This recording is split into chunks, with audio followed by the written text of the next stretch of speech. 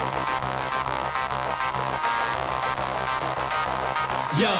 gather round, the trash heap blow, where the flames are high and the vibes are low. I'm Dexter the raccoon, king of the bin. Digging through headlines, where do I begin? From political scandals to viral cat fights, we roast them all under neon lights. Static Fires did give us the data we needed to progress to launch. Welcome to Dexter's Static Fires Dumpster did give us the data we needed to progress to launch. When news gets burned and laughs go higher. I'm chatting about chaos, the silly and wild, with a trash panda grin, keeping it style. Dumpster fire, yeah, we're lit tonight. Grab your snacks, join the fight.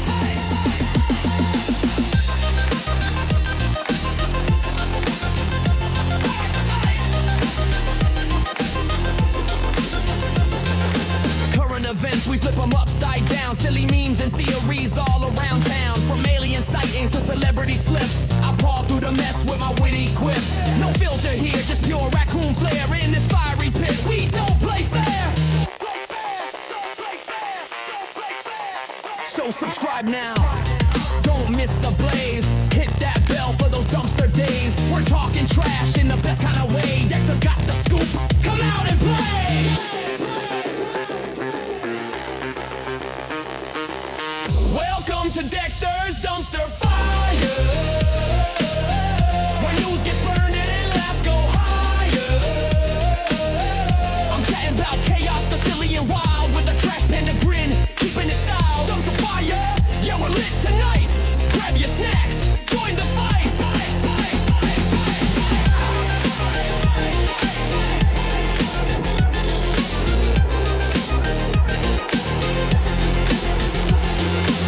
The tune, but the fire's just starting. Stick around, folks, Dexter's Dumpster's imparting all the hot takes and giggles you need. In this wild world, we're planting the seed.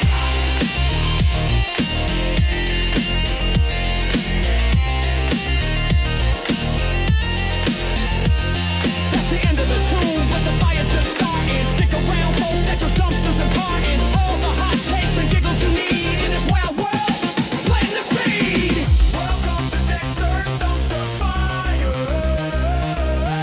when news gets burned and laughs go higher.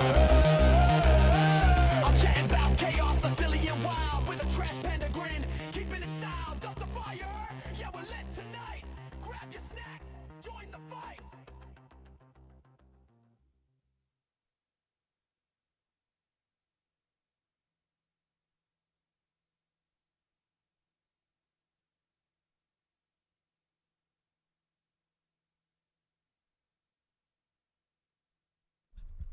Hey, it's Dexter. Hey, how you doing? we're gonna try to see if they're gonna launch the Starship. SpaceX guys are gonna launch the Starship. Let's see. Let me turn this here off. Oh, it's gonna start over again for some reason. There we go. All right. So, okay, I'm gonna take that there. All right. So yeah, we had the thing the other day, and it didn't launch, right? You know, they went and loaded it all up and everything. Let me see if I can find what I want here. And they're already doing their little broadcast from SpaceX themselves. So we're gonna watch that. Let me delete that there. And let's see if I can find my page. Nope. Oh, that figures, damn it. Had everything set up, but not this, but still somehow screwed up. Let's see, there's that page. All right, let's get rid of that. Let me redo something. I'll get this figured out. Oh, what a shame. Okay, 1 second here. Okay, let's delete that. Let's see if I can find the page here. Okay, here's over here at SpaceX. Here's their launches. Okay, we'll see if this works. Might take a second or two. But yeah, we'll go ahead and see if it launches today. If not, I'll get my first 5 hours in. You know, like, big deal, right? My first 5 hours here on Kick, talking to myself. There's nothing crazy in that, is there? Let's see. They're saying they got 36 minutes They got the propellant load going. Let's see. Come if and I can get visit. this So live. because we're on a public highway. Is that Elon again live? He was there yesterday. So let's see. Let me see if I can get this page. Yeah, I got that page. Let's get that. Can I make it big? There we go. I got a big page. All right. That's what I wanted. And let's make this live. There we go. That's the page I wanted.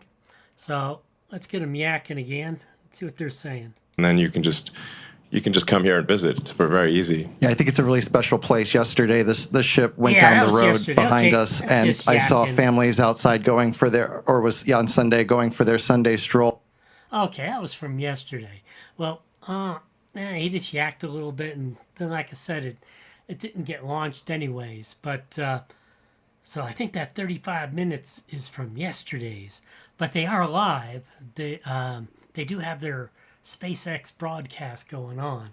So damn it, I'd rather see that. Okay, let me see where else I can see a countdown going on here. Damn, I'm just a critter. I'm just a little critter. Don't make this so damn hard, please. Okay. Okay. Oh yeah. I'm hoping that's for today. Let's see.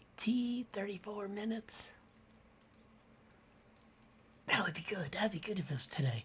But either way, I'll get my first 5 hours of streaming for kick in as a raccoon, as a kick streaming raccoon, dumpster panda. Yeah, that's me. Yeah. Okay. Yeah, things really pretty freaking incredible to watch, isn't it? But we'll see. This is still the version 2, which has been blowing up and failing lately. After the version 1s, which did so damn good. We even had the final version 1, which landed in upright in the Indian Ocean. They even had a camera out there somehow. That's pretty damn amazing. So it's showing that they were precision, but the has it been three other flights of the version 2, and 2 of them blew up. And we're talking about the Starship. The booster also did last time, but they were trying something new. So that was testing there. But they haven't even gotten, let's see, it blew up twice, the Starship. That's the upper part, the second stage. Blown up twice, and then the third time, they totally lost control. Lost altitude control, whatever, roll control, whatever that is. I'm just a critter. I'm not very technical, right? Just critter talk for me. And what else? What else did it? Yeah, and they wanted to deploy some of those dummy payloads, and there was so much gas leaking, propellant leaking out of the tanks that it overpressurized it, and the door couldn't open. So that's what happened last time. And I can't believe that this version 2 is going to do much better. We'll see. And let's see. Yeah, so maybe they're yakking, and we'll listen to them, and maybe they'll still answer some of my questions here. Oh, let's see. That's another booster there. That's pretty interesting. Okay, there's that. Let's see. So, yeah, okay, this must be today then. Israel, Starship is big, and Starship is really big. And I think you can see there, and with the factory shots you saw earlier, again, we've got Flight 10 on the pad, but we got many more behind it. Yeah, so I posted a video yesterday of just a brief scan of part of the Starship factory and get a sense of the scale of the factory. Yeah, they're loading. Yeah, I guess we could talk a bit about why Starship is the way it is. Like, for example, why is half of the ship black and half of it is silver colored? And that's because the bottom half of the ship, the bottom as seen from orbital entry, has a heat shield on it. So the black there is the heat shield, and then the core structure of the rocket is a special alloy of stainless steel. and that's where you see the sort of shiny silver parts are stainless steel. The reason for steel over aluminum is that the heat of atmospheric entry and the heat aluminum of the melts at a lot the lower rocket engines temperatures. That's why. is enough to easily melt aluminum, but steel is much more resilient against both ascent heating, but especially the reentry heating. A lot. And you don't have to paint temperature it, compared to which aluminum. is actually very difficult to paint a large object that is going through cryogenic cycles and have the paint stay on. It's quite challenging. And so we've talked about it. It's massive. It obviously takes a whole lot of energy to make that thing move. And that's where Raptor really starts to come in. Most advanced engine on the planet. Giant lightsaber. It's like 33. No, that's a lightsaber and a half. You would get vaporized in an instant if you were standing in front of Raptor. So, burnt to a crisp in less than a second. So in order to create a fully reusable orbital rocket, you have to advance the state of the art in every part of the rocket. That means the engines have to be better than any engine ever. The structure's got to be better than any structure ever. You've got to you've got to have a means of bringing the rocket back to the launch pad.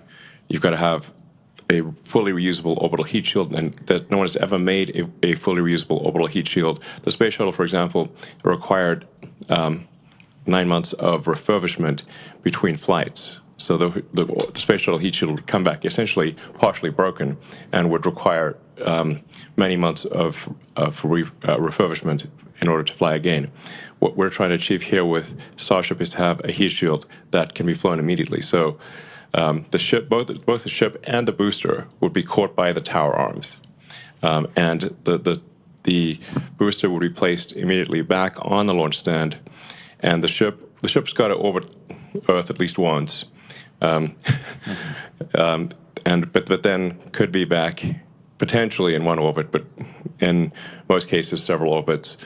So the ship would come back several hours later, but then be caught by the arms and placed on top of the booster. You can also have multiple ships ready so that a single booster could service 5 or more ships, so that you could be flying the booster in theory every hour.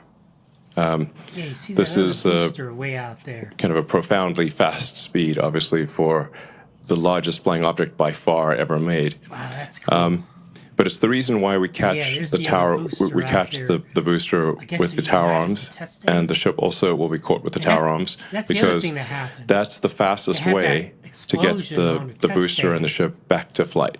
That blew up that test stand. I think it was If we back in had July. instead put landing legs, which we've done before for the ship tests, we actually had landing legs that flipped down, and the ship we've successfully demonstrated landing with legs.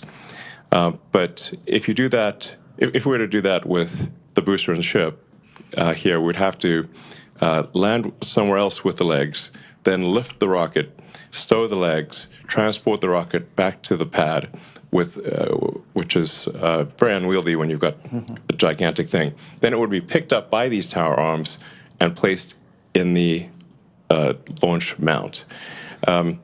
That would delay the reusability dramatically and would add a lot of mass with the landing legs. So that's why we catch the rocket with the tower arms, because it's the same tower arms that put the rocket in the launch mount cool. are used to catch the rocket. That's pretty cool.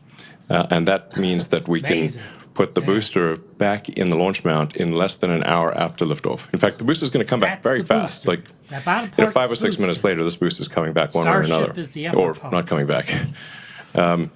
So then you really have propellant full time, which can be brought down to about 30, 40 minutes. Okay, I'm hoping and that that 26 means minutes it is theoretically possible to fly the booster again in less than an hour. I think when I think about it, it's the jet drives up to the jetway, the people get off, new people get on, and it leaves. You don't want to land the jet on a different airfield and then tow it over to the jetway. So it's just operationally simpler and faster. Yeah, we've had a lot of success with the booster, 3 for 3 on the catch attempts. When we bring it back, we've reflown one, so awesome. And then, again, Starship superpowers, the whole thing is reusable. So ship reusability is like what we're working on right now.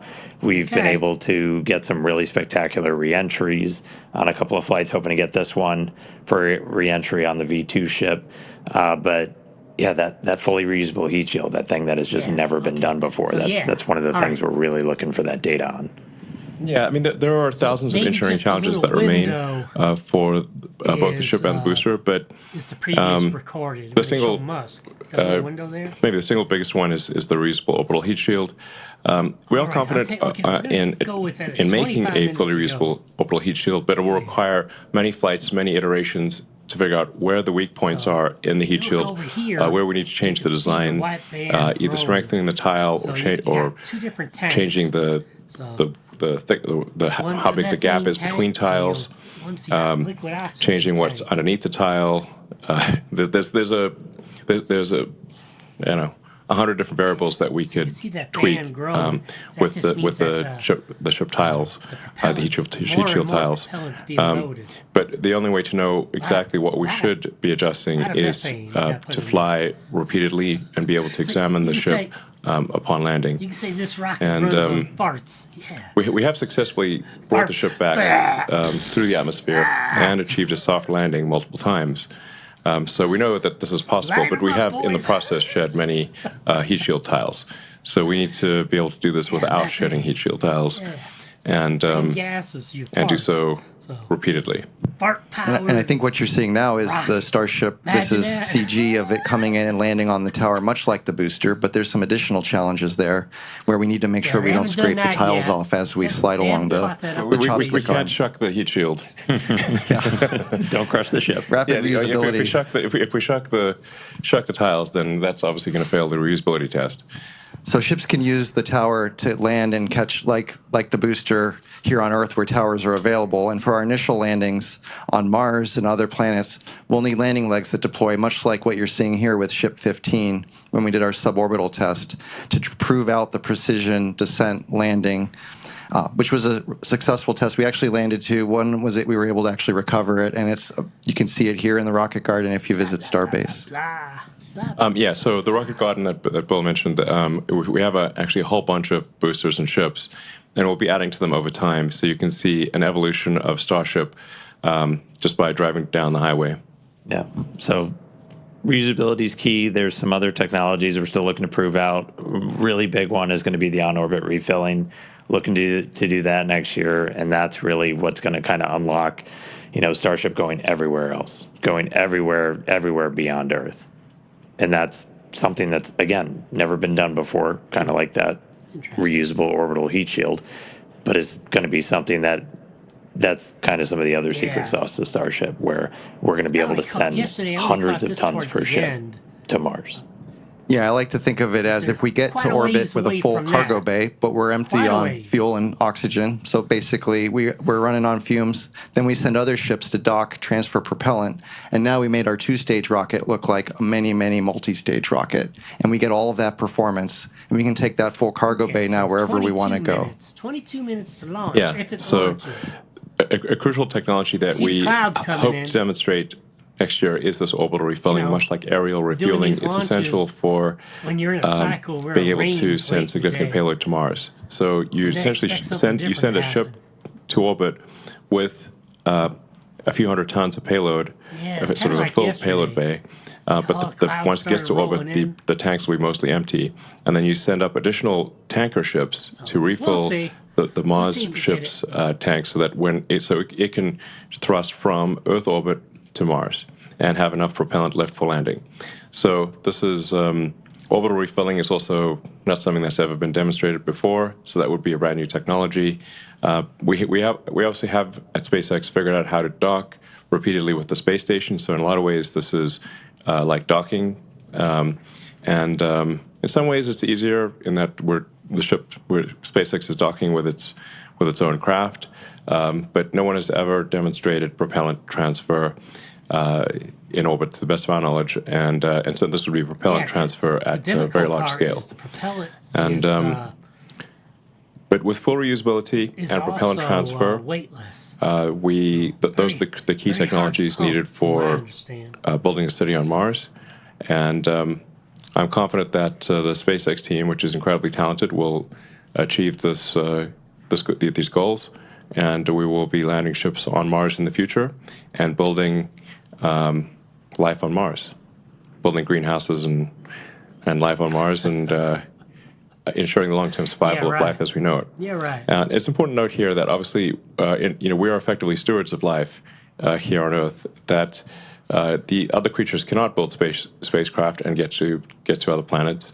So if there were to be a cataclysmic event, like a giant meteor that destroyed the dinosaurs, or ultimately the sun will expand to envelop Earth and destroy all life, we know this is an undisputed fact. Then if we don't take life to another planet, life will be destroyed. So it's incumbent upon us to ensure that we do bring life to other planets and ensure the long-term survival of life as we know it on planet Earth. And I mean, aside from that, there's so much that Starship unlocks by being able to do these things. Like, we'll be able to go to Mars, but there are other just transformational things by being able to take that many people, that much stuff to space for that much less money. I mean, I think understanding our planet better, being able to move people around the planet, make it feel smaller and more accessible. You could go anywhere on the Earth, in less than 40 minutes, basically, in terms of flight time. So I really do see Starship as being this thing that can connect us, just like Starlink connects our information. This can connect us more physically. Yeah.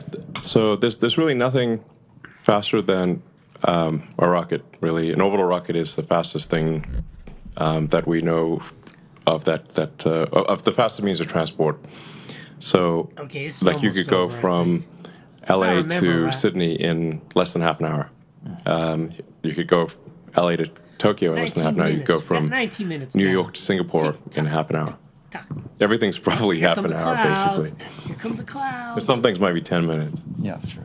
I mean, yeah, sign me up for that, please. All right, cool. Across the Atlantic in 10 minutes, no problem.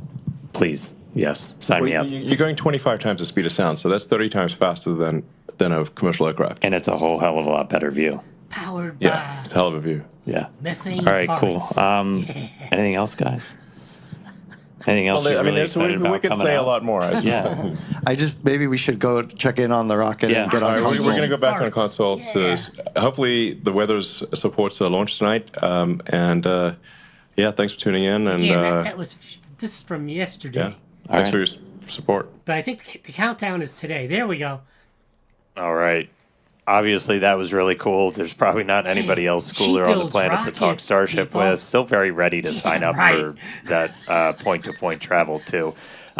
Also, though, it's really hard to relay just how much power is being generated by these engines on this rocket. We try to compare it to something like a little bit closer to home for people.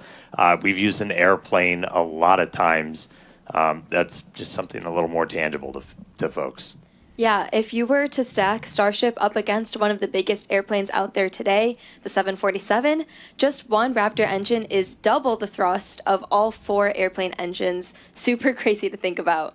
And the Super Heavy on the pad right now, which has 33 Raptor engines, is putting out as much power as about 64 747s. Yeah, it's, again, just a tremendous amount of power. World's largest flying object. It's crazy. And again, that was really cool to just go through that. I love to geek out as much as everybody else over all the nitty gritty, but always important to remember there's a lot of people that just don't know that all of this is happening. So it's cool to remind them, cool for everybody else out there to help us spread that word. All right. So right now we are 17 minutes, 12 seconds and counting until the 10th Starship flight test. While we do have a moment, though, let's check in over with Tyler Lionquist over in Hawthorne for the latest on Starlink. How's it going, Tyler? Thanks, Dan and Amanda. I'm Tyler Lionquist, and I'm a Starlink business analyst here at SpaceX. Starlink is SpaceX's low Earth orbit, high-speed internet that's bringing connectivity both on Earth and in space. Now, for today's mission, Starship is outfitted with 4 Starlink terminals, allowing us to get live views of ship while in orbit and all the way down to splashdown in the Indian Ocean. Our Starlink satellites are built in Redmond, Washington, which is also where we monitor the health of the entire constellation. So let's take a quick look for more on Redmond. Yeah, I'm sure you're so important. What a lot of people might not realize when they think about the scale that we're operating is that actually 2/3 of the operational satellites in orbit are Starlink satellites. And then all of those Starlink satellites came from right here in Redmond.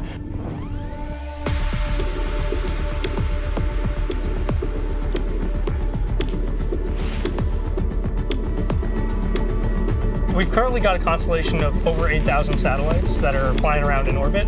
So they're working together to fill out the whole surface of the Earth, make sure everywhere can have service. So we have these laser links that are connected between the satellites, so each satellite can pass data from one to the other. That is what allows us to have these hundreds of gigabit links between satellites, and that's what allows us to connect every corner of the Earth to high quality, high speed, low latency internet.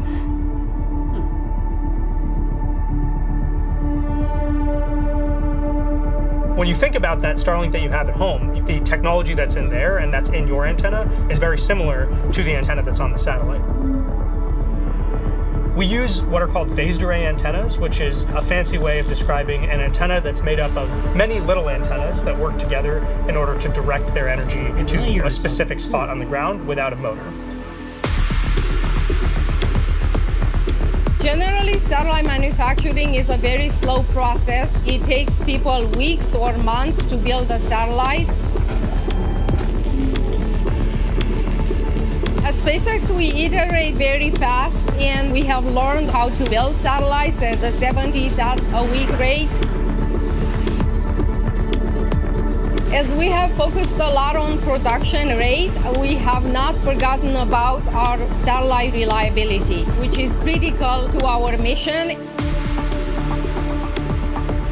If you look at the whole world and you ask, where is the satellite industry? It's right here in the USA, in Redmond, where the vast majority of satellites being built are being built right here. Starlink is a truly game-changing technology, and it's all supported by the global satellite constellation from this space here in Redmond. And we're really just getting started at the very beginning of what we want to do with Starlink. Now, as we mentioned earlier in the show, one of today's objectives is for SHIP to deploy Starlink simulator satellites that represent the advanced V3 satellites Starship will be launching in the future. Let's see if it happens. And as you can see here, once Starship reaches a nominal orbit, the payload door will slowly begin to open to prepare for deployment. The Starlink satellites will be dispatched relatively quickly, one at a time, like a Pez dispenser, as you can see on your screen. They'll be situated in one long stack, taking up as little space as possible, allowing for an efficient deployment sequence. Once a set of Starlinks are deployed, the next set advances and deploys until they are all drifting away from Starship to prepare for their on-orbit life. Each Starlink V3 launch on Starship is planned to add 60 terabits per second of capacity to the Starlink network. That's more than 20 times the capacity added with every V2 mini launch on Falcon 9. Wow. So we're talking about a massive increase in performance all around, which will ultimately enable Starlink to serve as the communications backbone of the missions to the Moon and to Mars. So for now, we're going to turn it back over to the team at Starbase. Okay, let's see. Thank you so much, Tyler. Okay, let's turn our attention to today's flight profile, which will feel familiar because it is. We're looking to get our first re-entry with this iteration of SHIP, and we're again intentionally stressing Super Heavy during its return. The next generation booster is on the horizon, so the objective is to push and learn all we can from this current version. That's why. All right, let's jump right in. As always, it's going to start with liftoff. Super Heavy ignites 33 engines lifting off from Starbase and ascending. It's going to power that ascent for about 2.5 minutes until we get to hot stage separation. Super Heavy shuts down all but 3 engines, deeply throttles the remaining one, stage 2 lights its and flies away. We have stage separation, a directional flip. It's going to descend. We're going to do some landing burn experiments and then do a splashdown in the Gulf. Meanwhile, SHIP continues on with its ascent burn, again reaching a planned suborbital trajectory. We'll attempt to deploy 8 Starlink simulator satellites and then head back for re-entry, where we'll be testing multiple experiments, including missing tiles, metallic tiles, and intentionally loading the vehicle's flaps. Ship will also attempt a flip maneuver, and if all goes as planned today, we'll conclude the test with a soft water splashdown in the Indian Ocean.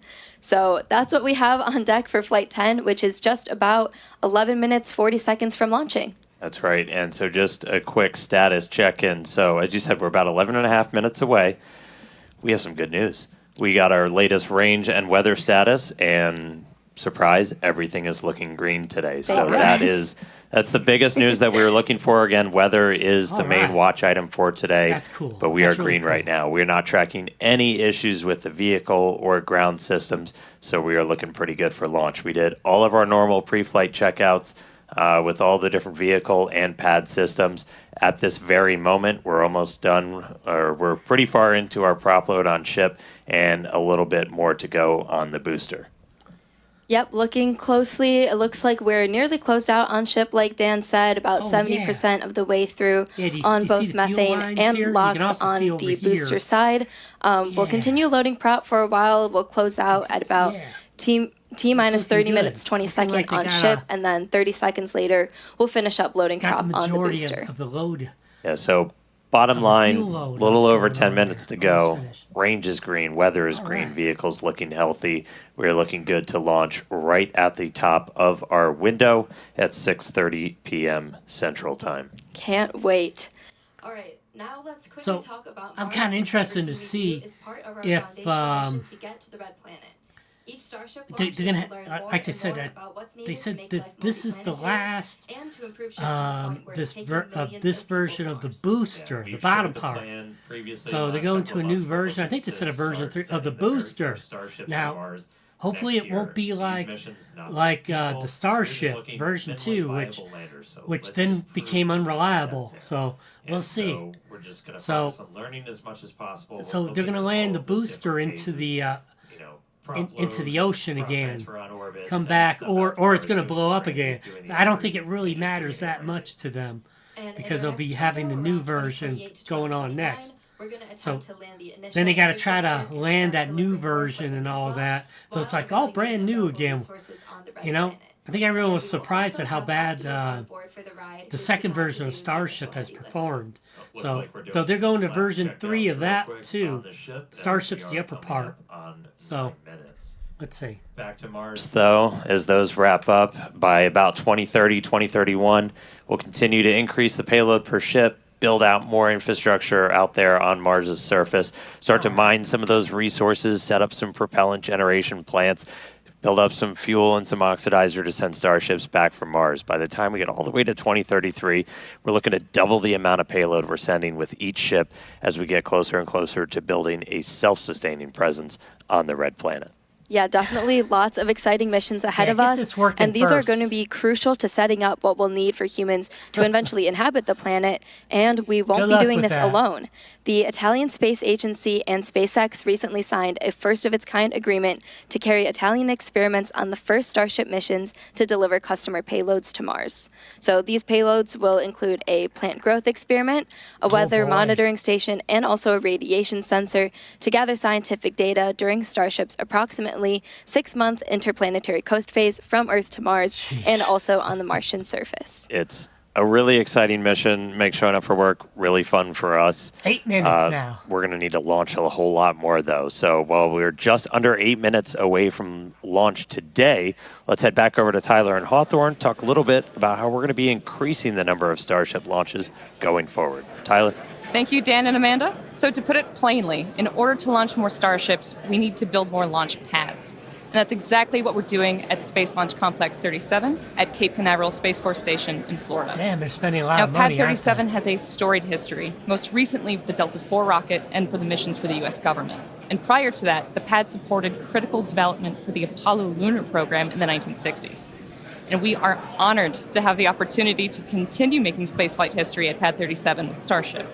But first, we need to optimize the pad. So earlier this year, we started dismantling some of the existing infrastructure to prep the site for Starship operations. This will include up to 76 launches a year, with up to 152 landings at that location for Super Heavy and for Starship. And to support this flight rate, we plan on building 2 launch pads. Each will have 1 tower that can support launch and landing, plus deflector systems, launch mounts, and water deluge systems. This will also include a propellant farm that will produce propellant on-site and serve both launch pads. So there is a lot of work in progress, but Pad 37 is only one part of our plan for Starship operations in Florida. A few miles away from Pad 37 at Kennedy Space Center, our 380-foot-tall vertical integration facility called Gigabay is under construction. Once complete next year, Gigabay will be capable of housing multiple Starships simultaneously for rapid assembly and integration. And meanwhile, at Launch Complex 39A, we're building Starship's infrastructure to support up to 44 launches and up to 88 landings a year, independent of operations at Pad 37. So with 2 launch complexes in Florida, we'll have the ability to fly up to 120 Starships annually, not including our flights from Starbase. So action is well underway in Florida. How's it looking in Texas? Thanks, Tyler. Things are continuing to look good for launch here in Texas, so getting pretty close here with just under 6 minutes left. All right. You mentioned Gigabay. We're currently laying the foundation for Gigabay here at Starbase as well, and we expect it to be up and running sometime next year. So yeah, there's a whole bunch of Starships on the way, and we're going to need more hands on deck. So come help us build the gateway to Mars. Visit spacex.com/careers to see all of our openings. Yeah, I've been here for a couple of years now. Nowhere more magical, more inspirational on the planet. If you're a space nerd, you can come be like Amanda and build these things for real. It's Space pretty nerd insane. ain't It's super exciting. And yeah, come check us out. All yeah, right. Absolutely. It's surreal to be here for sure. Okay, so we are looking like we're about 5 minutes away from launch and heading into terminal count. Range and weather are continuing to look good, and prop load continues on both stages of Starship. We'll close out here in just a minute or so. Yeah, we're just about done. It looks like, let me grab my numbers real quick. We're not tracking any issues. We are just creeping up to 90% full on the LOX on the booster, a little over 93% on ship. Fuel on the booster, and then ship we're just about to close out, so only a couple of minutes to go there. Once we're done, you've got just shy of 11 million pounds of liquid propellant on board those 2 different stages. We'll see a couple of final things happen. Well, you can't really see it. It's all going to be happening in our ground systems as we'll do pushbacks, clear all of the propellant out of those lines that are flowing up through the tower and into the vehicles, and get ready for launch. We just did our final guidance, navigation, and control system checkouts. Our flight safety system is being armed right now, and we're doing our final wiggle checks shortly with the engines on the thrust vector control. It's how we're steering the rocket. If we need to hold, which we are not currently tracking a reason to hold, that would come at T-minus 40 seconds. You saw us do that yesterday. We can hang out there for about 8 minutes or so right now. That's the point. It's built into the countdown. If we need to wait for clouds that just won't go the heck away or any other issues, we can hang out at T-minus 40 for a bit. But at the moment, we're not planning to do that. Now, once we pass that T-minus 40-second mark, a number of events are going to occur in rapid succession. The ground spin and ignition systems come up to flight pressure. Ship will switch over to internal power, and after that, the QD arm lockout is removed in preparation for retraction, which occurs shortly after T0. And once we pass that T-minus 40 seconds, we do still have the ability to then recycle the count under certain conditions back to T-minus 40 seconds and hold there to assess what happened, and if we can proceed again back down to liftoff. That's right. We do have at least one point of no return, though, if the water-cooled flame deflector underneath the launch mount fires off. That happens a little bit after T-minus 10 seconds. That doesn't turn off once it starts going, so we would have to stand down for the day if we do hit a hold or an abort at that point. That so would we can suck. refill water tanks. At this point, we're not sure if we'd be able to attempt tomorrow because we have fully loaded the vehicle. We have to do a lot of fancy scheduling to get propellant in here as fast as possible. But again, we've got a pretty heroic and amazing team that works all of those logistics, got us into our attempt today after we did a unplanned wet dress yesterday during our attempt. So really exciting to see. But we're coming up on 2 minutes. We've got a green range. We are green for weather. Green has always been my favorite color, only more so now. And we are not tracking any issues with the vehicle today. Right. So we are looking good. 2 2 minutes to go. Yeah, again, not planning on holding at T-minus 40 Do seconds like right now, these but things launch. in case we do Pretty pass incredible. that and any issues come up, we can recycle the count. We're pretty lucky that we have this ability. Falcon doesn't have that built in, but being a developmental program, this affords us a lot more flexibility, so super useful to be able to have that. But again, not currently tracking any issues, so hopefully we'll be good to launch today. All right, coming up on 90 seconds, we've got a pretty good crowd gathering with us right outside Star Factory here at Starbase. Looks like we're getting a quick TVC, that wiggle check. This is my favorite view of the rocket. Right under the launch mount. All right. All right, so we've got crowds gathered out at Hawthorne, crowds gathered here at Starbase. Super fun to see people getting to watch out on the front lawn now. 1 minute to go to launch. Let's see, where are we at? All right, so again, our hold point comes up at T-minus 40, not tracking any reason to 45 stop seconds. there, so we Here we should go. Here we go. see us go right through that. All right, we are through T-minus 40. We are counting down. We're going to let our flight director, Maciek Batura, take us the rest of the way. They would normally do if they had to stop, they'd do that at T-minus 40. So, wow. Okay, this is going to happen. Yeah. All right, here we go. Here we go. They need to go out further because the water should start at 10 seconds, I think. T-minus 10, 9, 8, 7, 6, 5, 4, 3. Pull out. Pull 2, out. 1. Oh, yeah. Wow. That's just something else.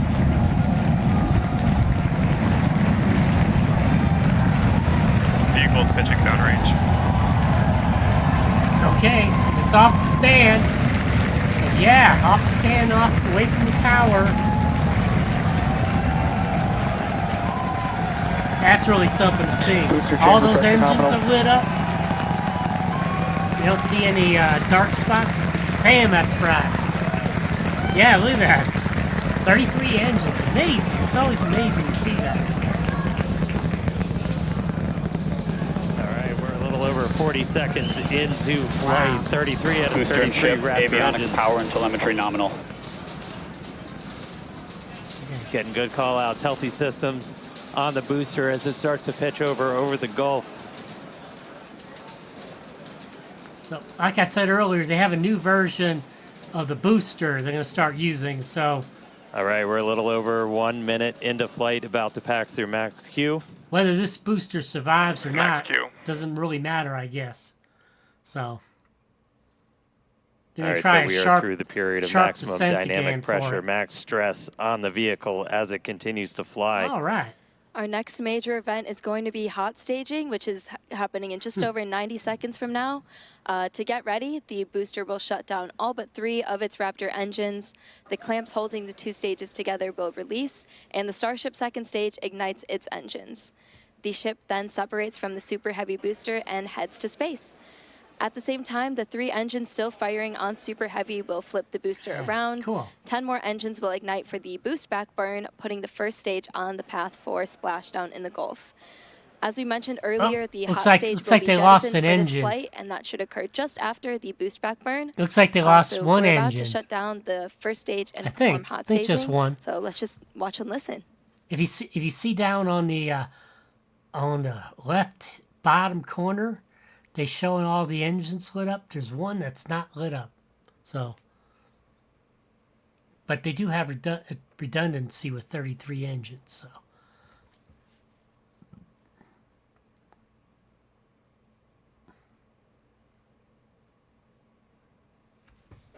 All right, seeing the engine start to throttle down.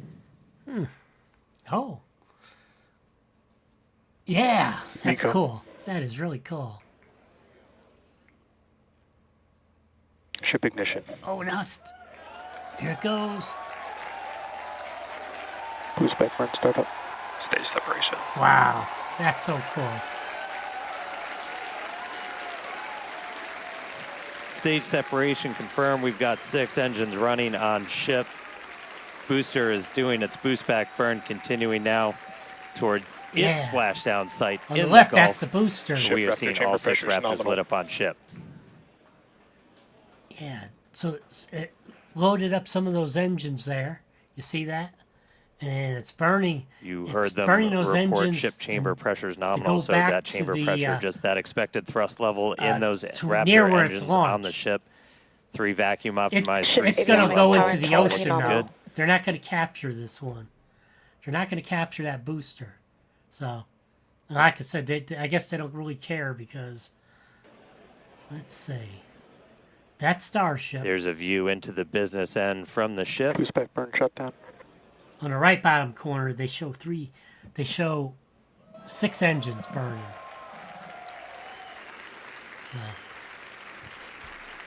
All right, so at this point, we finished our boost back burn, so that was shut down. So that's the first of the 2 burns after a launch that the booster is going to do today. So now it does 2 burns. Headed towards the Gulf.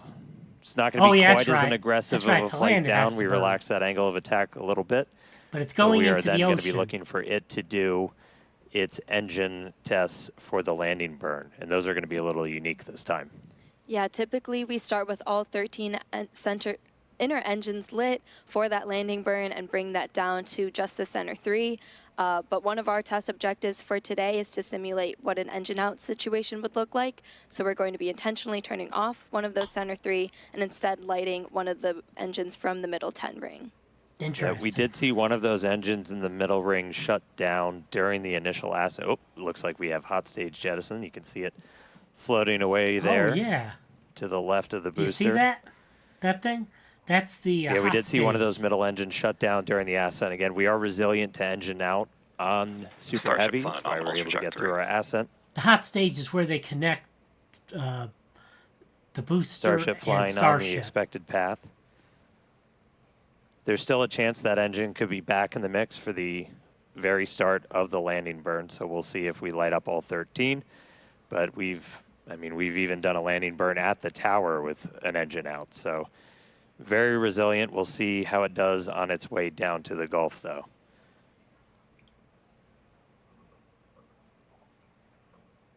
All right, so we got a couple of minutes. That landing burn start should be just about 40 seconds away.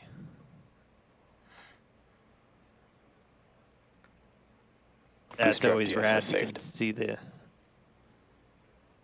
the boost plume itself in the background as it was coming in. Yeah, it's coming down at a sharper angle. Supposedly not as sharp as the very last one, but damn. Ship Raptor chamber pressure is nominal.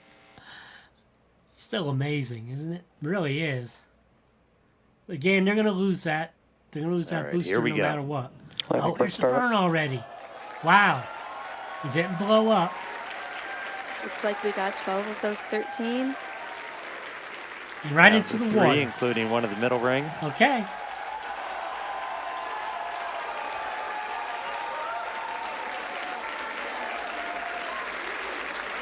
Down to 2.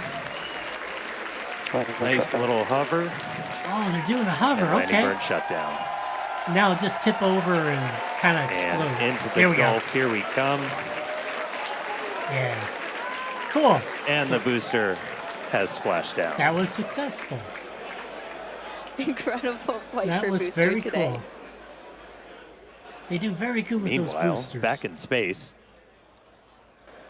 About 7 minutes into today's flight, ship continuing its ascent burn.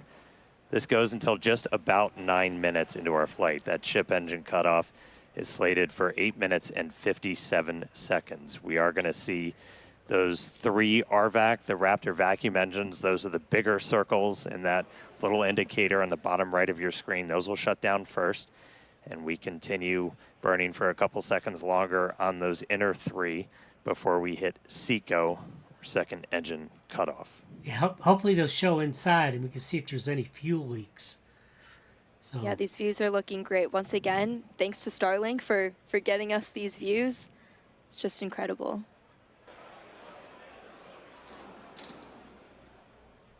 And we just heard the sound from Booster. It's like we just gotta a late boom from the booster. Oh, wow.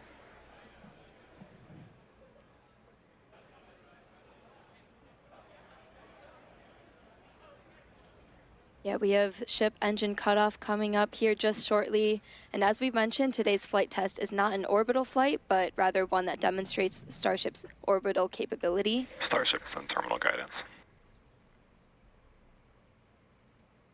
All right, entering the final phase of this burn. Under 30 seconds to go. About 24,000 kilometers per hour. So, yeah, let's see. Oh, yeah, they turned off the bigger engines. All right, shut down the vacuum engines. Okay, that's...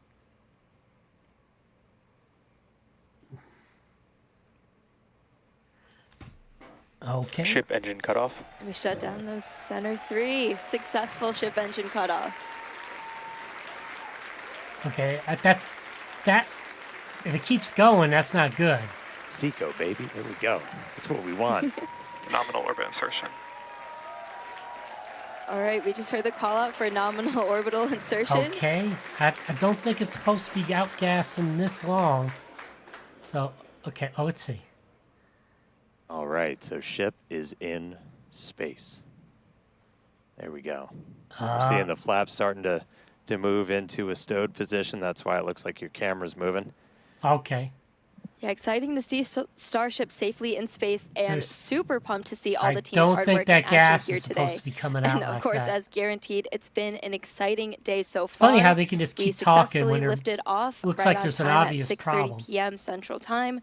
Thankfully, our weather was looking good today. Yeah, and booster. We had a soft splashdown look at all the gas. in the Gulf, so look at all the ship continues on. Propellant still ship going able out. to complete its ascent burn all the way in. Okay. You can see some of the shadows start to creep as it's going to be eventually flying into just an ignore all that nighttime, propellant so still coming out. Some just go ahead and daylight ignore start it. to go away, but ship is in orbit, completed its burn, and I mean that's just the beginning. Now we've got a whole bunch more to go. Yeah, there's still, so we've still got coming some out. exciting demonstrations planned while we're on orbit. That right there, we just saved the FTS, the flight termination system. That's that automatic flight safety system we have on the vehicle. So that is now turned off while ship starts its coast period. We are coming up. Our next milestone is going to be the deployment of those Starlink simulators. We've got some payload inside of Starship that we're hoping to deploy into space Unless for the that very propellant first time. is the that deploy is supposed to the start attitude at control about 18 thrusters. minutes and 27 seconds into the I flight. don't know. So that doesn't just about look right. 7 minutes from now. look That deploy at will that. take place over a couple of minutes. It'll go about 1 satellite a minute. So we'll be spread out over that. It might get a little dark, but we've got a couple of views that How we come can these show guys you aren't seeing what I'm seeing? to see that deploy in action. After that, we're also looking to do a relight of a single Raptor engine while we are in space. We've done this once before. This is not necessary to deorbit, as we are in a suborbital trajectory. Look at that. But There's something this wrong is there. essentially a chance to That ain't right. test out what we need to be able to do a deorbit burn. So we'll be doing that a little bit later in the flight, about 37 minutes or so into the flight. And then we get into reentry. We're looking to get that light show and, more importantly, get that really critical data about the ship's heat shield. Yeah, exactly. At about T plus 45 minutes, we'll be heading for reentry. Again, running those experiments with the tiles. We're going to be doing Are they not tiles, seeing all that metallic fuel tiles, coming out? And also intentionally loading those vehicles' flaps. Why do they keep talking, not Hopefully paying we'll also attention? see a splashdown in the Indian Ocean today. Yeah, we were able to get to a reentry last time, but we didn't have full attitude control, so we weren't able to go in, heat shield blah, first blah, the way blah. we're designed Your to. ship's failing, and so you're we going ended up blah, losing blah, contact blah, with the blah, ship before we could make it as all if the way it's not through. happening.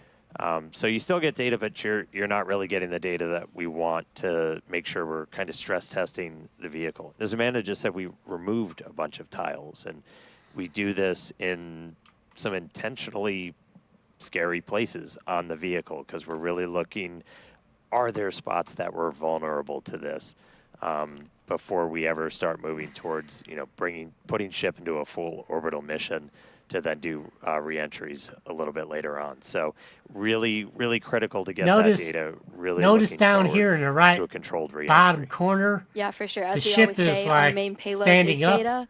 But today we also have some actual payload on board, and those simulators that Starship will be deploying, we'll see coming up here in just a few minutes. These are dummy satellites that are about the same size as our V3 Starlinks. We have 8 in the Starship PEZ dispenser and expect to deploy at a rate of about 1 per minute, as Dan mentioned earlier. Look at all that gas Starlink coming out of is critical there. in all of our flights keep on ignoring Starship it. to get our main payload data, as we always say. And in fact, it's Starlink that's currently providing these views you see as Starship cruises a couple hundred kilometers above our home planet. And provides real-time craft. telemetry It's through now every going phase past of vertical. flight. Yeah, we took a peek inside of the Starship payload bay there for a second. So there's 8 of them. They kind of look just big steel plates, essentially. They're roughly the same size as those V3 satellites. When There's we do more get of that gas. View You can see inside that the payload everywhere. Bay, the payload door will kind of be on your right. This and is we'll over. Start to see This them got to go be out over. like a PEZ dispenser. Yeah, here's a look inside. So those right down there in the center, they're kind of 2 stacks of 4 on either side. And then the payload door is just to their right. And so we'll look to see that open, and then those satellites start to go. We vent the nose cone, so we essentially bring it down to vacuum before we open the door. That was one of the things we ran into on the last flight, as when we had that fuel diffuser fail, the pressure in the nose cone became basically too high for the actuator of the door to open. So that's why we weren't able to get the door open that time. Starship is continuing to roll we have not over. Seen anything like that on this flight. Everything's looking good with our fuel tank and our fuel press system. So we are hopefully just a couple Look at of all minutes that. away. The gas is coming up. Look at all that. Are they not paying attention, these idiots? It's not the first payload we've ever carried, but it's the first one we're going to try and It's getting worse. Things are getting worse, and they're just ignoring it. It's like, are you not paying attention? Don't you understand you're at the damn craft? That's gas in there. I think we're supposed to open the payload door in just about a minute and change. And you're seeing a little bit of residual gas. And we opened the door once. I want to say it was back on flight 3 when we were able to make it up into space. Residual gas is probably all that gas pouring out of the ass of the vehicle. Left over after we've already vented it down. So kind of a cool another show, overpressure situation. And then we'll get ready to deploy those payloads out.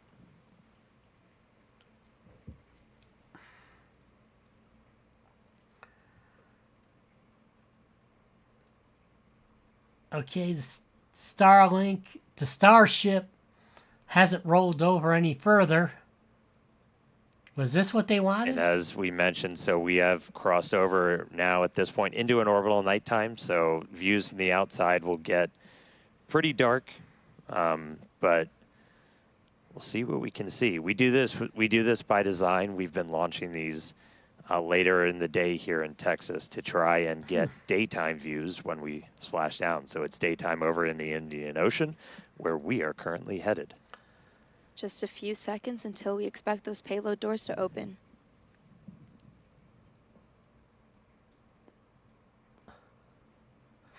All right, one more time. Still appears open the pod bay doors, Hal. Still appears to be a lot of gas in there. Okay, here we go.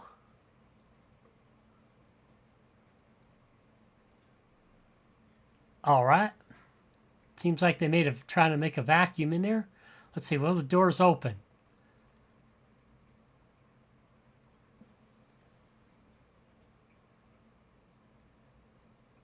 Will the doors open? So we are currently in payload deploy prep. Yeah, this is one thing they haven't been able to do. So, I mean, even if they lose it, if they can at least deploy. And the door is open. The door's open. Let's see. Oh, you can barely see it. Let's see what happens. This will be cool. All right, so the payload door is open.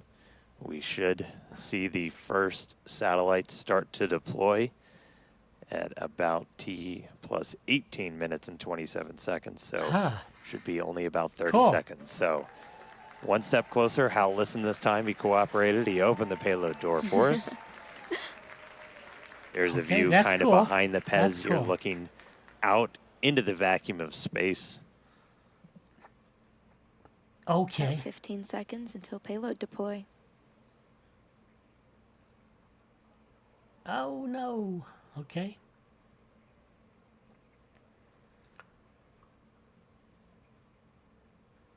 Are they deployed? Ship has transitioned to payload deploy. Oh, man. That would suck. They got this far. Are they going to deploy?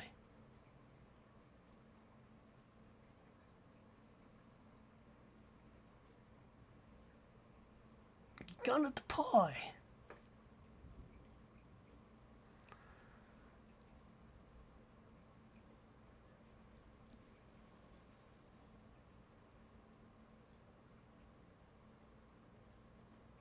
What?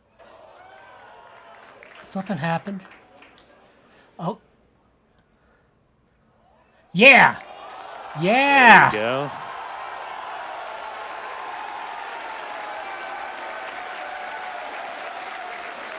No, it looks like it's stuck. Or did it deploy? So, okay.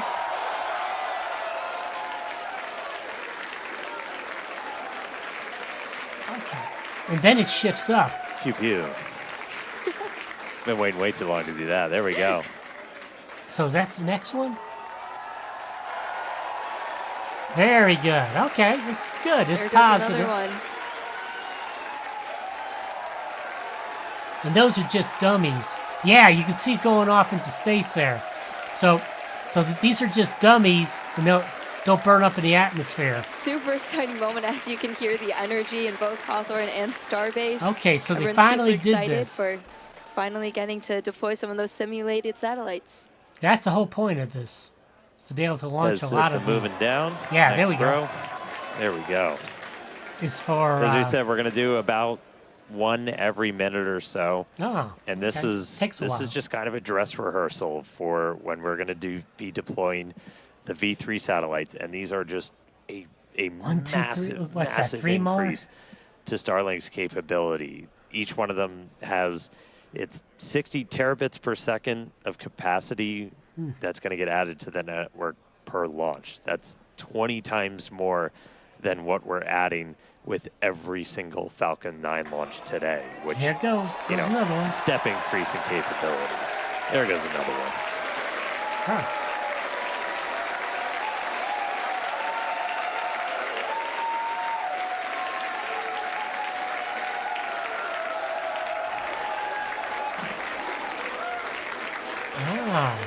Interesting to figure out how this works.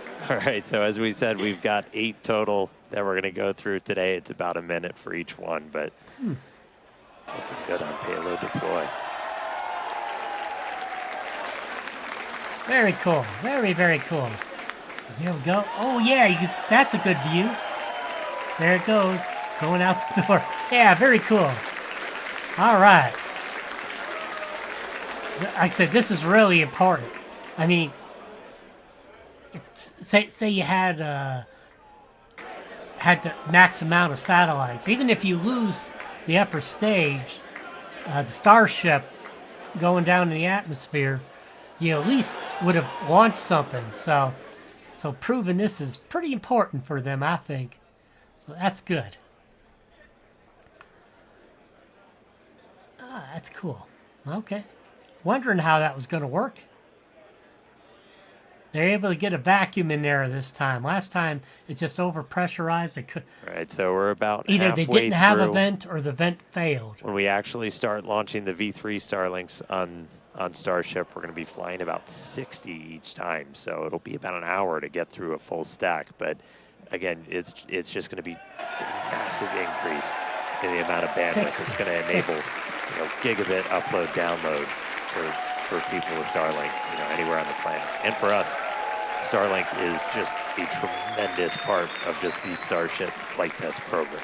Yeah, absolutely. Always getting us that data And yeah, the amazing views we have on the vehicle today. Yeah. Okay. Very cool. Yeah, views brought to you by Starlink of us deploying Starlink simulators before we deploy actual Starlinks. How deep does it go? All right, another one firing out.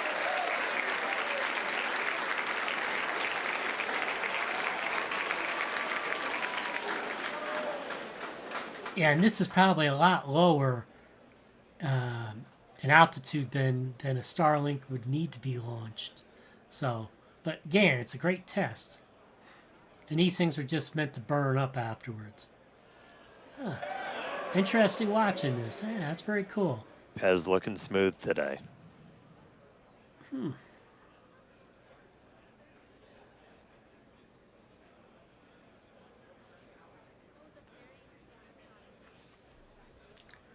Very cool.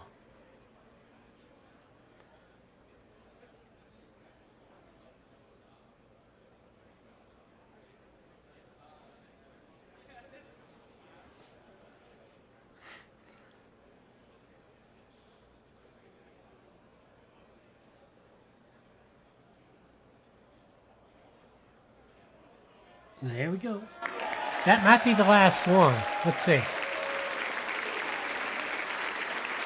All right, looks like we've got one left. One left. Almost there. Huh.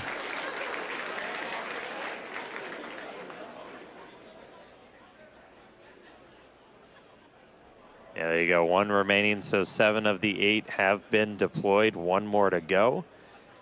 And then we will have completed our first ever payload deploy operation. Just a reminder, we're on a suborbital trajectory. These satellites on that exact same suborbital trajectory, they're going to burn up entirely and are on that same trajectory towards the Indian Ocean. So the last one has been deployed. Okay. Starlink simulator payload complete. Again, heck yeah, everybody. The Starship is version 2. They got a version 3 coming the up. energy from Starbase and Hawthorne. Even if it fails here, now it's empty. If it doesn't Looking make a little it lonely, down to the ocean, successfully deployed all the simulator satellites. Really cool. This would have been a success because they haven't been able to do this. Again, so 3 people that prior have followed flights, they weren't able to do Starlink's this. really critical. So very good. For the Starship program, in addition to getting all those views back from the cameras on Starship, which this is an external view. As I said, it's dark outside right now. The lights are off, so it's going to be hard to make stuff out. But in a little while, the sun's going to start coming up as we get to re-entry, which is going to be really critical. Okay, now the Starship's got to. I mean, we use Starlink for Starship data. Cameras also use it on the cameras that we use to bring you views of these launches, and also hopefully of the re-entry and splashdown. We'll see what we get from the Indian Ocean today. And that's just kind of how it all comes together. Like it looks like it's Starlink moving on the planet, off looks the like planet. The attitude control is moving. With Starship, we actually get pretty insane. If you're in the space industry, bandwidth to space is usually pretty minimal. We get about 120 megabits per second. That's split between our high-definition video and real-time telemetry. We get that every phase of flight, including re-entry. So it's not just giving us views of re-entry, but we're getting all of that engineering data in real time through phases that it used to be impossible to get that in real time. So just really incredible. That's Starlink definitely affords us all this capability. And reminder, it's the world's largest satellite constellation operating in low Earth orbit to deliver high-speed, low-latency broadband internet. This provides internet access to people all around the world, many of whom had never had connectivity before. Today, Starlink serves more than 150 countries, territories, and other markets with over 6 million active customers and counting. To meet the growing global demand for high-speed internet, SpaceX expanded its factory in Bastrop, Texas, and also introduced Starlink Mini, as well as an upgraded version of the Starlink Standard kit. All right, now with payload deploy complete, Starship is now going to close its payload bay door and continue to coast towards Earth, around Earth, towards the Indian Ocean. Sorry, I'm really excited today. We are in space, people. Flip it back, still a lot of major events to come, though. We are looking to relight one of those Raptor engines at about 37 minutes, 33 seconds into the flight, followed by atmospheric entry, hell of a light show, and splashdown. So We're going to go on a quick break, take a quick coast, sit back, enjoy the views. A little bit dark now, but they'll get better soon. A couple of space jams. We'll be back in just a few minutes for that Raptor relight and then re-entry. See you soon. Okay, what are we looking at? Okay, so that's the Pez dispenser. I'm going to turn this sound down. So that's the Pez dispenser, it looks like. I was wondering how that thing was going to work, so it was kind of interesting to see it. It's not quick. But, okay, so yeah, we're still looking at the Pez dispenser. The lower right-hand corner, you see that white kind of looks, it's supposed to be the Starship's orientation. So, I would think they have to get that back a little bit. And like you said, at 37, so we got a little ways to go. At 37, they're gonna try to light another engine. I like seeing the back there. It's probably too dark, but it seemed like there's an awful lot of gas coming out of the ass end of Starship. So we'll see. But yeah, that was very good. Like I said, even if it fails, if it like say they start losing attitude control, the fact that they were able to get those simulated Starlink satellites out was so positive for them.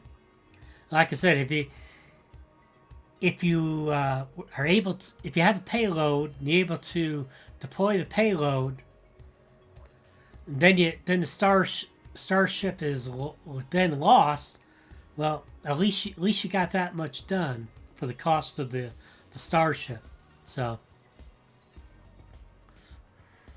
I think they're saying something like only 60 Starlinks. I thought they were hoping for a lot more. So, but then again, they got more and more iterations of Starship. So it's going to be interesting to see what the difference in the version 3 Starship. That's the upper stage now. What that's going to do, and is that going to introduce brand new problems? They've had so much problems with this version 2. So, okay.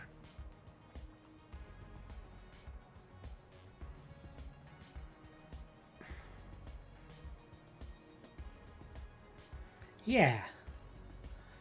Well,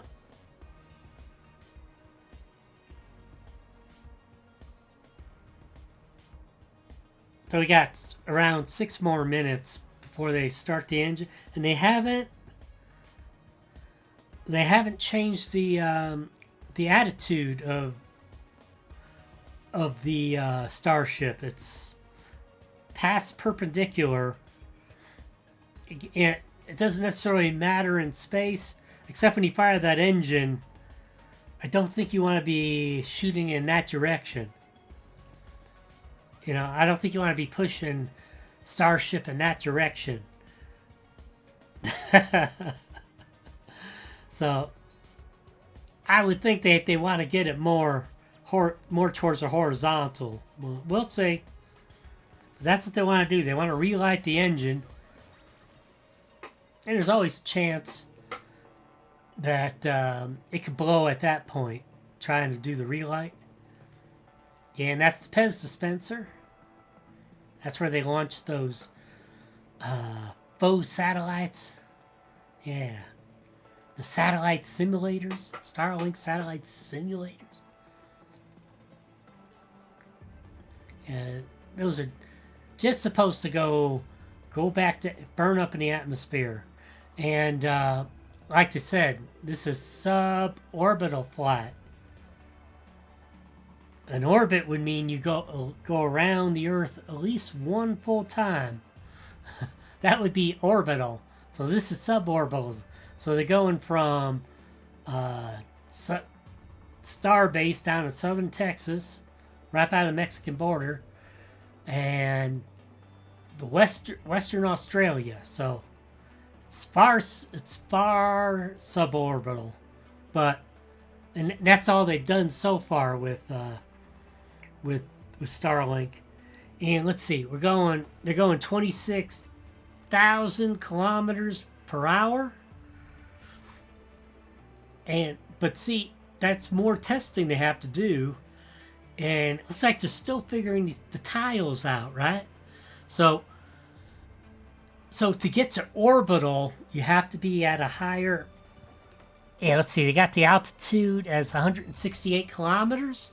So to get orbital, you have to be at a higher altitude, and then to come back from an orbital flight, you would be going faster, and you have to go much faster, and then you'd have greater heating of the tiles and longer duration.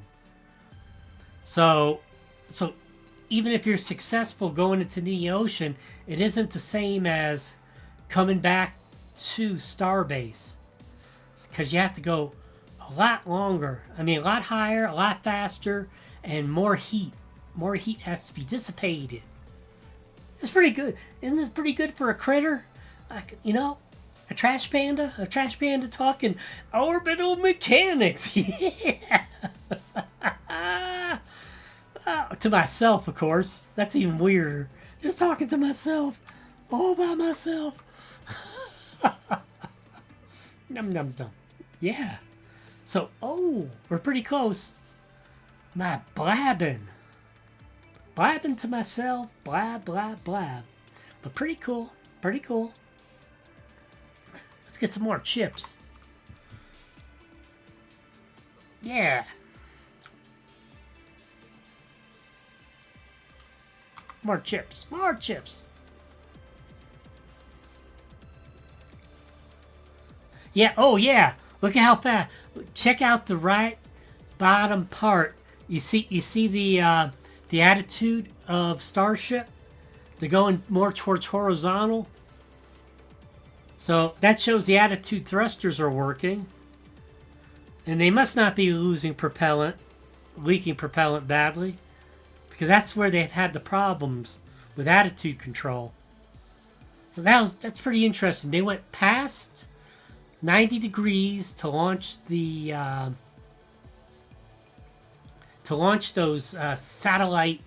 faux satellite things, and now they're coming back, and then they're going to do a quick burn. I wonder how many seconds, 10-second burn or so.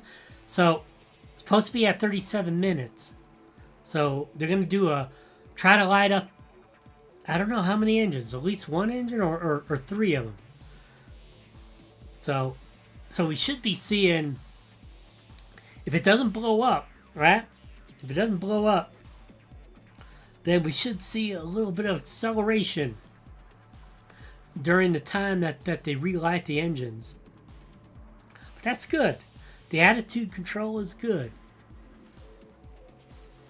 And apparently that's what they would do anytime they have a Starlink launch. They get up there, and then they would turn on the tail and a little past vertical. So here we are. It's supposed to be 37 minutes. Those annoying pairs should be back now. It's coming back. Let's see. All right. Yeah, here they are. Everybody, if you're just joining us, Starship just successfully deployed its first ever payload. We got 8 of those Starlink simulators out, and now we are expecting the relight of a single Raptor engine. That should be coming up in just a little under a minute. We're going to be lighting just one of those Raptor sea levels in the middle there. Wow. This is not a deorbit burn. It's a demonstration of what we'll have to do for deorbit burns. But we've done this once before. This is something we're really going to have to do when we're doing orbital missions. So it's a pretty critical test. That's good. That's interesting to know. There was that. Just a couple seconds away. Let's see. Oh, cool. Let's see. Or it goes boom in space. One or the other. Sorry, we're about 20 seconds away, psych. So we got a little bit more time. So we are going to see one of those Raptor engines light back up. Do it. Do it. We are through the deorbit demo gate, so we should be seeing it momentarily. Which one will it be of the three? 3 in the center. Relight demo startup. Here we go. Ooh. And shut down. Yeah. Very little acceleration. All right, looks like we confirmed the relight of one of Very those cool. Center Raptor engines. Second time we've done that. Super exciting. Huge congrats to the team on this milestone. So now you see that I get to do a mini version here. So again, that's going to be halfway really critical for horizontal and 90, so it looks like 40 degrees or so.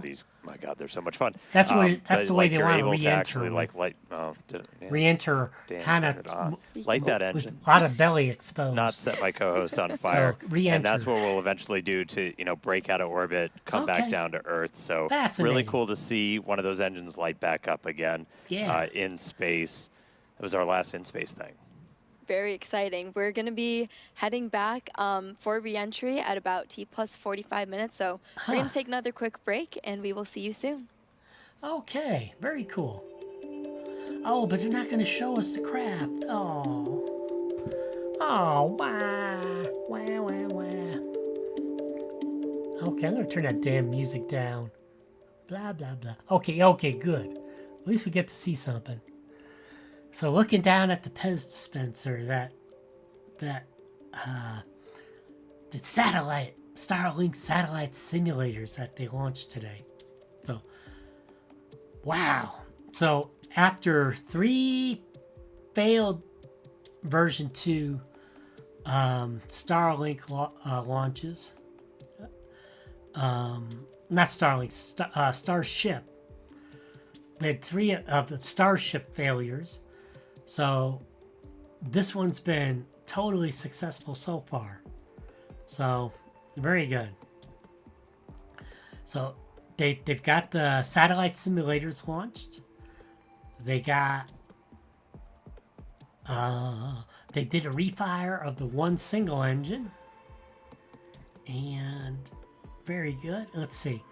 Slowly seeing, if anything, there's showing they're speeding up, actually. Okay, is that because they're falling? Let's see. Let me watch the... Yeah, they're coming down in the atmosphere now. 129. Starship is slowing for entry. Yeah. Okay. 128 kilometers in altitude. Coming down. 27. Okay, I'm not going to count every single time. We'll see when we go down past 100 kilometers. Should get really hot by then.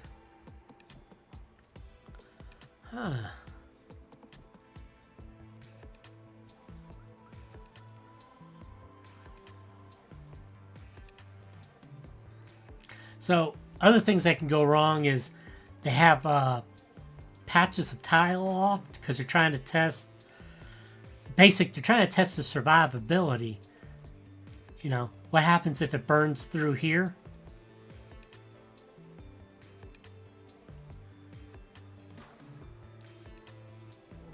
So is that gas just thrusters? Attitude thrusters? Is that what that is? It's been working so far, so must be right. They're getting a sharper in attitude. Let's see. 120 kilometers. And still speeding up.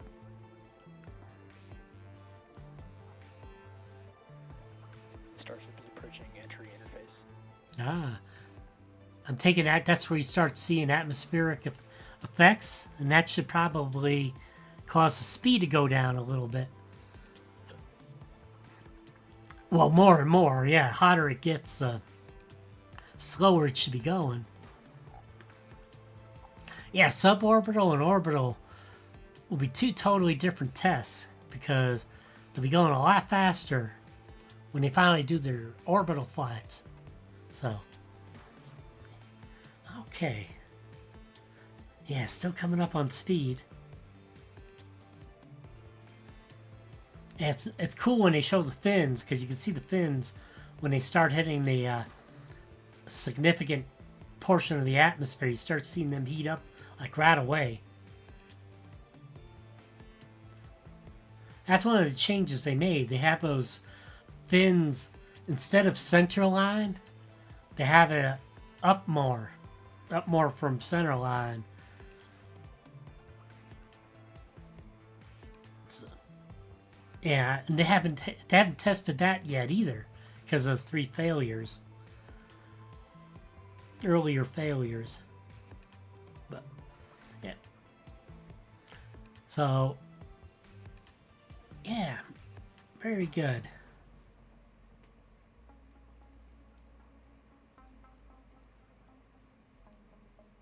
Yeah, I'm not seeing any slowing down in speed, so it doesn't look like they're hitting anything. Okay, here we go.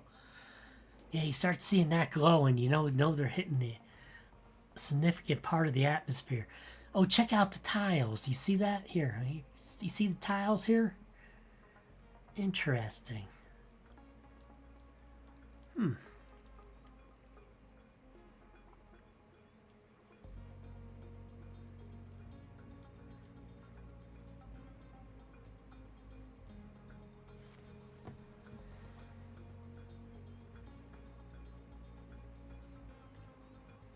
Still speeding up.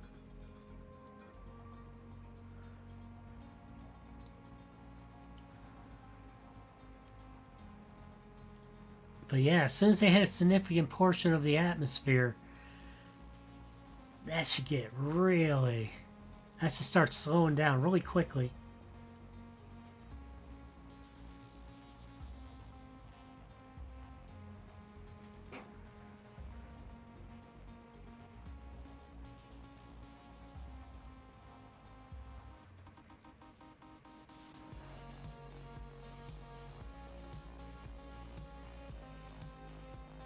Okay, we're seeing plasma. Starting to see plasma. See that glow there? Yeah, that means it's hitting atmosphere. Significant amount of atmosphere. So we're at 100 kilometers now. So we are back. We are about 45 minutes into the 10th flight test. And we're below 100 kilometers now. As you can see, the light show has started. Re-entry has begun. Let's see where the speed starts slowing down. We're moving about 5 times the speed of sound. We're about to start barreling through the Earth's atmosphere and head for a splashdown in the Indian Ocean. We don't plan to recover the spacecraft today, but if we do make it all the way down, you're going a lot faster. Oh, that's kilometers. Kilometers mile. Forget. Part of the flight is to learn as much as we can about the ship's heat shield. A fully reusable, rapidly reusable heat shield for a spacecraft has never been done before. It's one of still speeding up too. Challenges still out there for us, and so this is the time to really dig in and get that data. Yeah, absolutely. And re-entry is a critical phase of flight, so we'll need information on how the ship's system end up performing. And Starlink will also help us gather as much data as possible, which is really the main reason why we do these flight tests. Starlink provides us with one more path to collect. Okay, I saw a decrease in speed. Yeah, we're decreasing in speed now. Nope. Oh, that's sped up a little bit. Spacecraft flying through the Earth's atmosphere at hypersonic speeds, or more than 5 times the speed of sound. Yeah, throughout history, a lot of times this is when you go into just a complete data and insight blackout, where that plasma sheath builds up around the outside of the spacecraft that blocks. Yeah, there we go. A little bit of a drop in speed. Talk to either satellites out in space or towers down on the ground. As it gets thicker, the speed will just start slowing down drastically. Is the fact that we're using Starlink. We're operating at just a much higher frequency. What was that? That's not what we want to see. So we just saw some of the aft skirt just take a hit. What was that? So we've got some visible damage on the aft skirt. We're continue to re-enter though. And again, we are intentionally stressing the ship as we go through this. So it is not guaranteed to be a smooth ride down to the Indian Ocean. We've removed a bunch of tiles, kind of critical places across the vehicle. So seeing stuff like that is still valuable to us. We are trying to kind of push this vehicle to the limits, to learn what its limits are as we design our next version of Starship. So 47 minutes, 45 seconds. 85 kilometers. Excitement ticking up a little bit on re-entry already, but the light show is continuing. This re-entry is going to take about 20 minutes or so until our planned splashdown. We were trying to splash down about 1 hour and 6 minutes into the flight. Wow. That at some point they're going to be trying to fly it slightly horizontally for a while. They're going to try. So we are doing propulsive landing instead of more traditional means such as parachutes. And propulsive landing enables us to have more rapid reusability with these vehicles. Yeah, the ship itself is a little over 50 meters tall. We've got those 6 engines on board, the 3 vacuum, the 3 sea level, and they're down in that aft skirt region, which flaps have control. What are we seeing? Right, so at this point, the flaps have control, that's more of the plasma. Dense enough part of the atmosphere that the flaps can start controlling us. We're not only reliant on those kind of reaction control system thrusters. We're going to continue hearing. It's starting to drop speed, a lot of speed now. So when we a lot of velocity. And entry max Q, that will mean the ship has made it through the maximum heating and aerodynamic loads it will experience as it returns. So if it makes it through those, we could say we're doing pretty well. I will say I'm happy re-entry cleaned off this camera for us. It was a little dirty from the weather, so thank you, Plasma, for giving us this view as we start coming down. Okay, all right. I'm trying to figure out what that is. The hit we is it on a to the skirt? Definitely interesting. I will note when we started doing these missing tile tests, we were intentionally removing them only at the skirt. That's not over your fuel tanks or anything else that's kind of structurally critical for keeping the. We're at 75 kilometers. Obviously exposes your engines, so that could do some things for our landing burn, but. For now, we are obviously continuing with this re-entry. Yeah, did it damage the bells? 50 minutes since launch. To see those colors start to build up a little bit. And again, it isn't as important to fully recover this one. That the flaps have control. All right. So about 74. The speed is really starting to come off now. Starting to see some sunlight, so we still going fast though. 26 right now. So just below 26 kilometers per hour. 26,000 kilometers per hour. As we get a little bit further into this re-entry, that inky black below you is going to start to look like clouds and hopefully a bright blue ocean as we make our way down onto the other side of the planet. Well, there we go. Yeah, the fins those fins usually burn really badly. Really cool. We added these several flights ago, looking directly at the flaps as not just the heat shield, but these flaps, how they're able to control the vehicle, withstand that re-entry, the seal location. Is this one's melting again? That usually happens, it seems like. Usually happens. Critical. We will do missing tiles on those where, again, we're trying to... We're kind of being mean to this Starship a little bit. We're really trying to put it through the paces and kind of poke on what some of its weak points are. I mean, we even have missing tiles over some of those fuel tank sections. Oh, yeah, you can see where the skirt... Here, let me show you. We're really trying to see... Oh, this could really... We're doing this over... So here's the skirt here.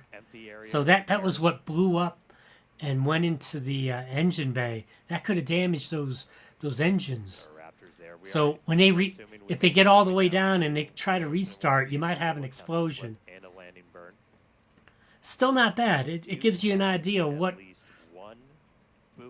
Of this goes wrong, then this causes damage, and so that's okay. I think that's good information. So we're below 70 kilometers now in altitude. Nailed our target. Wow. Able to do that on our 6th flight test. Very cool. Time, which was really exciting.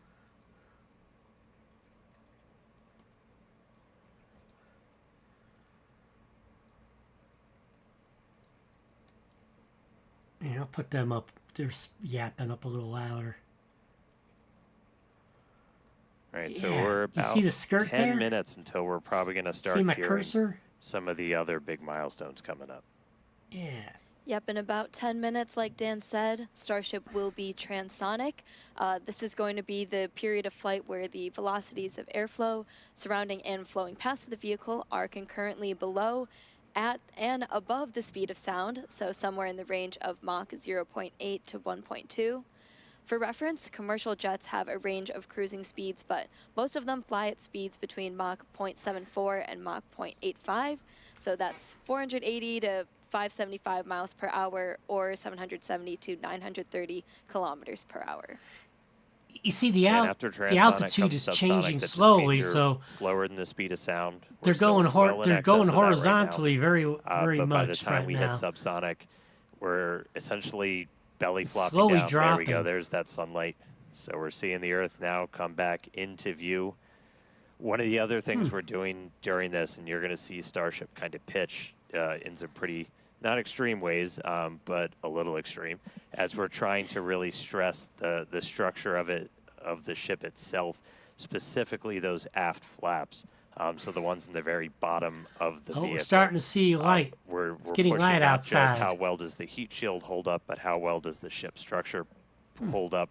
We are pushing it beyond essentially what we think we'll have to fly at to do something like a return to launch site. So again, may not be a very smooth ride downhill, but we're doing that by design. We're really trying to find what are the edges that we can operate at, build up a good data set. But sun is up. Since you're going to go to version 3, why not? Below us, we are just about why not 10 stress minutes it? away, a little less than 10 minutes Makes now sense. until we start hitting transonic and then subsonic. Once we hit subsonic, we're basically just belly flopping. But notice the altitude isn't coming down quick. So they're going horizontal, almost on the tail, but they're really moving it horizontal too to get to that landing location. So we had that final version 1 where they landed it tail down and they had cameras on it. Yeah, that's because it landed pretty much exactly where they wanted it to land. So I don't know with that damage, which the damage it had on the all right, so about 55 and a half on minutes that, in, you on can the see rear, the sun is up. Again, we intentionally designed these flights to lift off. The rear easy cowling here, around so we the get engines. these daylight views, so we can get I got a feeling a video they're going to as lose it when possible they on restart the the ship, engines. assuming we make it all the way down. That's all right. Got at least one buoy powered by Starlink that's out there. One buoy in the landing zone in the Indian Ocean, hopefully giving us a view again. If you see any live views, not from the ship itself, that means we nailed our landing target. Starship is past peak heating. All right, we just heard the call out that we're past peak heating, so things are looking positive. good so far. Yeah, looking good. Yeah, the speed's coming down really good now. And at this point, again, the notice flaps the are altitude controlling, isn't so this though. movement So you're seeing is they're that going forward horizontal, flap, moving to try and just maintain control, maintain attitude of the vehicle as we're coming down. Very good, very cool. Past peak heating.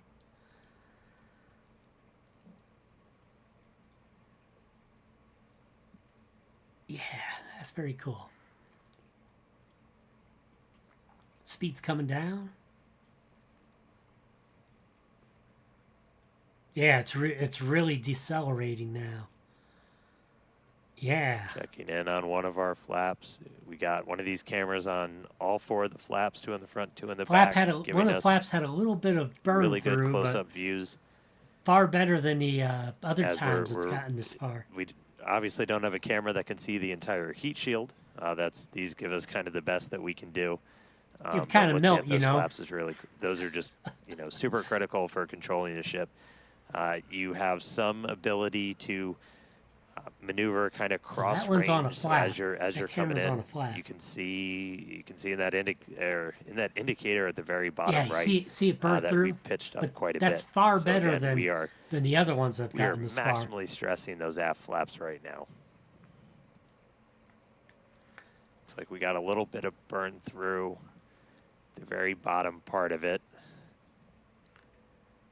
Everything's still looking good. Ship maintaining control. Very cool.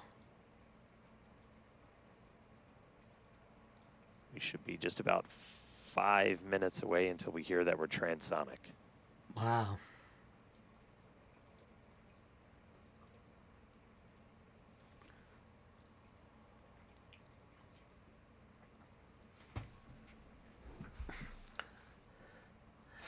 Nope, still burning.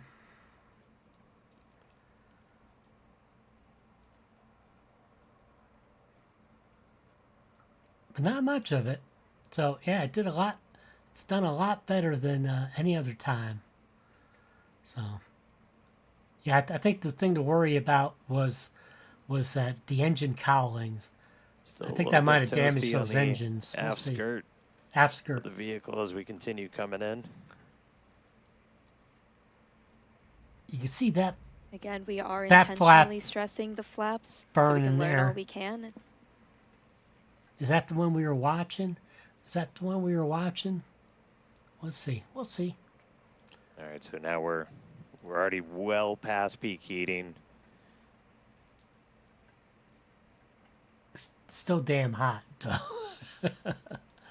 Let's see. We're below 50 kilometers now. Counting down to 48 kilometers in altitude.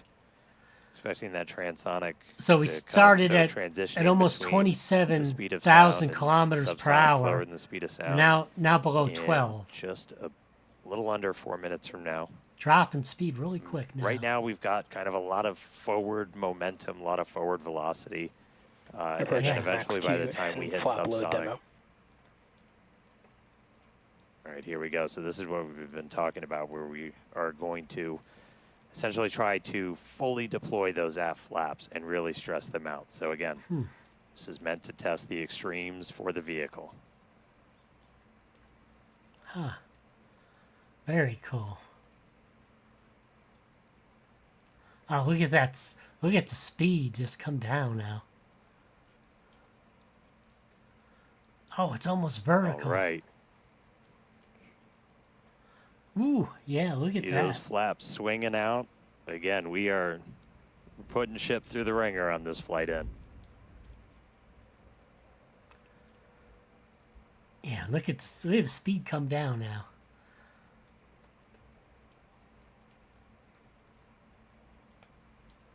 Cool. Like we're very still cool. Maintaining control.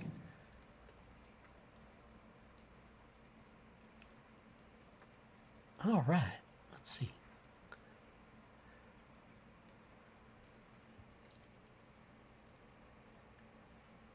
And it didn't burn up that much because they had those flaps on other flights burning so much that flaps they just ended up with today, soot all over getting through the kind cameras. of that max stress. And you couldn't see them much. Definitely things looking good so far. We're about 2 minutes out now from Starship becoming transonic. One cool thing to note as we get some of those views showing kind of the whole length of the below, ship. Below 6,000 one of the changes we kilometers made per after hour. Flight 6 was to change the tile line a little bit. So we had kind of scaled back the number of tiles significantly, as when we go to catch these ships, you don't want to, I think as Elon said, you don't want to shuck the ship as you catch it and knock all those tiles off. So we knew we were going to have to kind of peel back that layer a little bit. And the first time we did it was on Flight 6, and we saw kind of wrinkling and dimples almost in the ship as we were creating these hot spots in the uneven parts of the heat shield.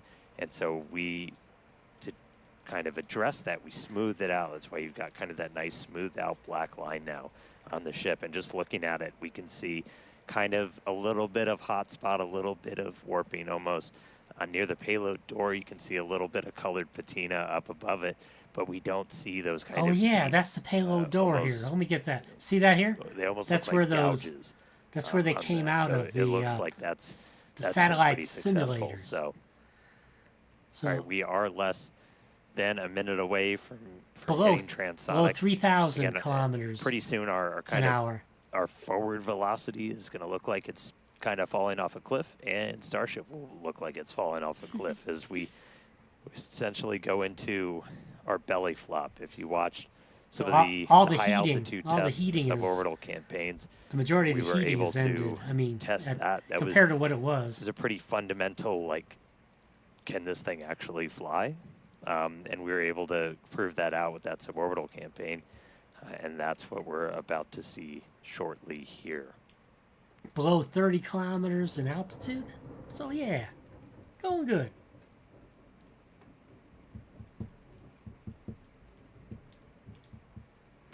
Now, the big thing will be, did that engine cowling that broke apart and slammed into the engine bay, did that damage those engines? Like I said, it could easily go boom when they restart. So, we'll see.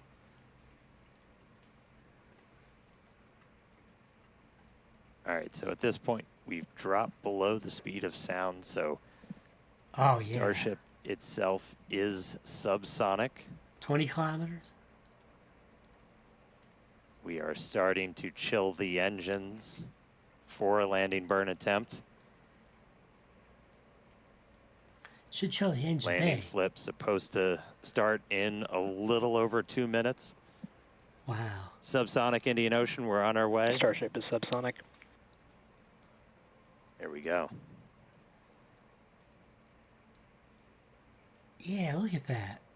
Farewell space. Yeah, interesting. Very good. 13 kilometers. So now the altitude coming should up drop in just a little lot under quicker. 2 minutes. So we're going to do the flip and the burn. So we're only using those 3 center Raptor engines, the sea levels, the ones that can kind of gimbal, that can move around and steer. Dipping the nose down a little bit. Yeah. Yeah, look at that. Coming quick. Got 2 of our engines chilled in, waiting on 1 more. You can see the, we'll actuator three there. Burns for that initial in good flip. shape. We eventually go down to just 2 Raptors just to the the trailing end edge. of the landing burn. It's done so much better than the first Just test. about 1 minute now got from that this landing far. flip and landing burn start. Yeah. Okay.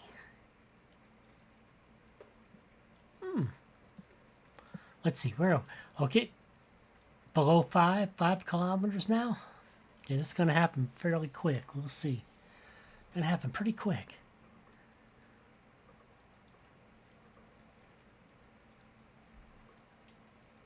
Structurally, we're looking good. Got good pressures in our nose cone for everything. Just about 30 seconds. Again, we're going to look for the flip. Yeah, so they start going through the Starship's doing its clouds. belly flop Here we right go. now. We're going to do the flip.